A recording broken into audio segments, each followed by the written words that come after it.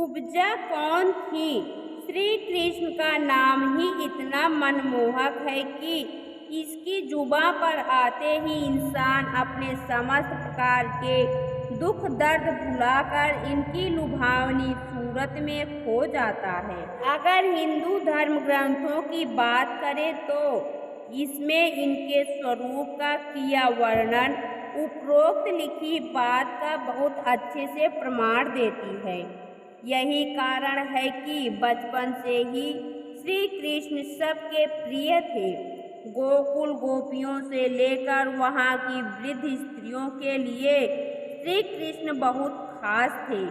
कायदे से देखा जाए तो श्री कृष्ण की एक माँ थी देवकी तो दूसरी यशोदा, परंतु गोकुल में अन्य रहने वाली वृद्ध महिलाएं भी इन्हें पुत्र की तरह स्नेह करती थीं। इतना ही नहीं, श्री कृष्ण अपने जीवन काल में जहाँ जहाँ रहे उन्होंने सबसे प्रेम व स्नेह पाया। आज आपको इनके प्रति प्रेम रखने वाली ऐसी ही एक स्त्री के बारे में बताने जा रहे हैं जिनका वर्णन पौराणिक कथाओं में अच्छे से मिलता है।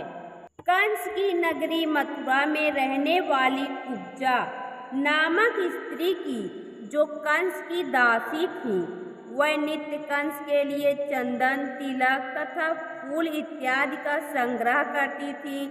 अपने प्रति कुब्जा की इस असीम प्यार व श्रद्धा को देखकर कंस भी अति प्रसन्न था। कहा जाता है कि कुब्जा को बहुत कम लोग जानते थे।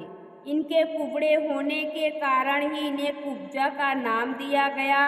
पौराणिक कथाओं के अनुसार कंस के वध के दौरान श्री कृष्ण की कुब्जा से मुलाकात हुई थी, जिसके बाद उनके यानी कुब्जा के साथ उनकी प्रेम क्रीड़ाएं शुरू हुई।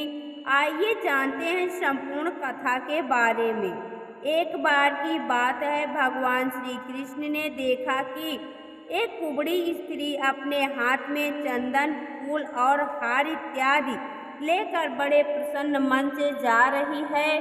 तब श्री कृष्ण ने उससे प्रश्न किया, ये चंदन व हार फूल लेकर इतना इठलाते हुए आप कहाँ जा रही हैं और आप कौन हैं?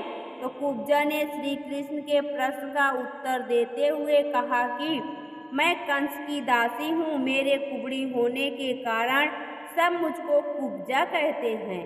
मैं ये चंदन, फूल, हार इत्यादि लेकर अपने महाराज कंस के पास जा रही हूँ।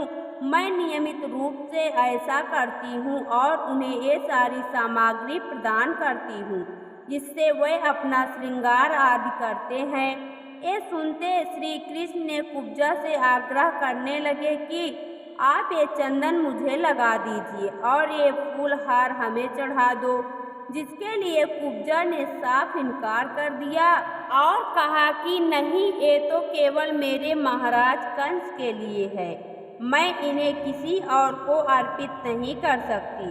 कथाओं में किए वर्णन के अनुसार जो लोग आसपास खड़े होकर एकत्रित होकर ये संवाद देख सुन रहे थे, वह सब मन ही मन सोच रहे थे कि ये कुब्जा कितनी जाहिल गंवार है।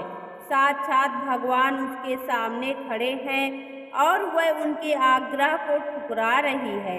वहाँ मौजूद सभी लोग कुब्जा के बारे में सोच रहे थे कि वह इतना भाग्यशाली अवसर अपने हाथ से गंवा रही है। कम लोगों के जीवन में ऐसा सुखद अवसर आता है और वो है कि श्री कृष्ण को छोड़कर फूलमाला व चंदन पापी कंस को चढ़ाने जा रही हैं। लेकिन अब उसमें कुब्जा का भी क्या दोष था? वह तो वही कर रही थी जो उसके मन में छुपी वृत्ति उससे करा रही थी। परंतु अब श्री कृष्ण भी ठहरे हटी लगे बार बार उनसे आग्रह करने। अंततः वो कुब्जा को मनाने में कामयाब हो गए और कुब्जा उनका श्रृंगार करने के लिए तैयार हो गई। किंतु वो कुबड़ी थी, इसलिए वह प्रभु के माथे पर तिलक नहीं लगा पा रही थी। कुब्जा की इस व्यथा को देख श्री कृष्ण ने उसके पैरों के दोनों पंजों को अपने पैरों से दबाकर हाथ ऊपर उठवाकर ठोड़ी को ऊपर उठाया तो कुब्जा का कुबड़ापन ठीक हो गया, जिसके बाद कुब्जा श्री कृष्ण के माथे पर तिलक लगाने में सफल हुई। कुब्जा के बहुत आमंत्रित करने पर श्री कृष्ण ने उसके घर जाने का वचन देकर उससे विदा लिया।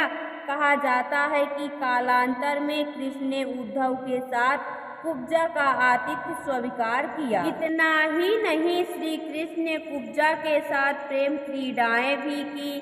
कुब्जा ने श्री कृष्ण से ये वर भी मांगा था कि वह चिरकाल तक उसके साथ वैसे ही प्रेम क्रीड़ा करते रहे।